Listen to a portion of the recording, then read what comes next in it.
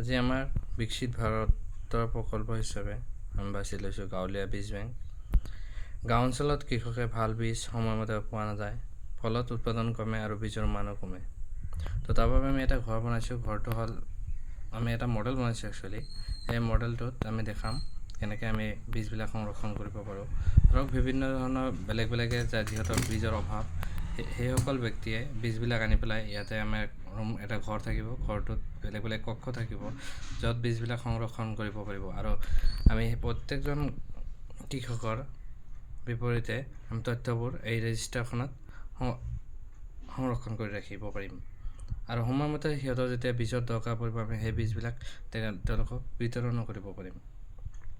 আৰু আমাৰ সমস্যাৰ কাৰণটো হ'ল এই প্ৰজেক্টটো আমি বাছি লোৱাৰ মেইন কাৰণটো হ'ল সঠিক বীজ সংৰক্ষণৰ ব্যৱস্থা নাই আমাৰ গাঁৱত। প্ৰাকৃতিক বিপৰ্যয় বা পতংগ আক্ৰমণত বীজ নষ্ট হয়। একেলগে বীজ বিনিময়ৰ প্ৰথা নাই। বীজ কিনা বেচাত মধ্যস্থ লোকৰ ভূমিকা আৰু প্ৰভাৱবিলাক হ'ল কৃষকৰ উৎপাদন কমে, অৰ্থনৈতিক ক্ষতি হয়, স্থানীয় বীজ জাত বিলুপ্ত হোৱাৰ সম্ভাৱনা, বাহিৰৰ বীজৰ ওপৰত নিৰ্ভৰশীলতা বৃদ্ধি।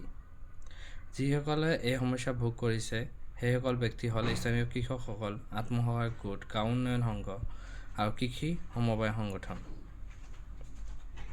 তো আমি এই সমস্যাটো কেনেদৰে সমাধান কৰিব পাৰিম তাৰ বিষয়ে আমি আগবাঢ়ি আছোঁ। তাৰ বিষয়ে আমি ক'ব বিচাৰিছোঁ। গাঁৱত গাঁৱলীয়া বীজ বেংক স্থাপন কৰি বীজ সংৰক্ষণ আৰু বিনিময়ৰ ব্যৱস্থা সৃষ্টি কৰা। প্ৰতিজন কৃষকে নিজৰ বীজ জমা দিব পাৰে। প্ৰয়োজনত অন্য কৃষকে বীজ ল'ব পাৰে। ৰেজিষ্টাৰ আৰু লেবেল ব্যৱস্থাপনা থাকিব। আমি অলপ আগত আপোনালোকক যেনেকৈ দেখুৱালোঁ তেনেকৈ ৰেজিষ্টাৰ ব্যৱস্থা থাকিব। আৰু এই বীজ বেংকবিলাক আমাৰ বিদ্যালয় আৰু আত্মসহায়ক গোটৰ সহযোগত পৰিচালিত হ'ব। ধন্যবাদ।